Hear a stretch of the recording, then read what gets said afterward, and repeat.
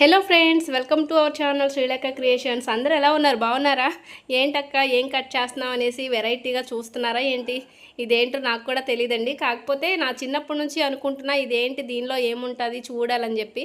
అప్పటి నుంచి వీలు కాంది. మా పిల్లలు పుట్టిన తర్వాత ఇదిగోండి వీలైంది.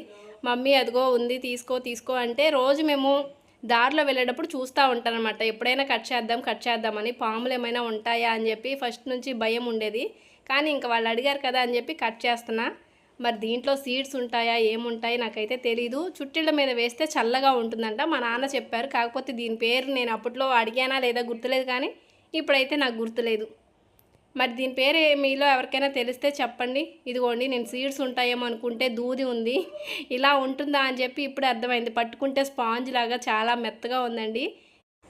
మా పెద్దమ్మాయి చూడండి ఎంత ఎంజాయ్ చేస్తుందో, తీసి ఊదుతా ఆటలాడుతుంది. నా అలాగే మీకు కూడా డౌట్ ఉంటే ఈ వీడియోతో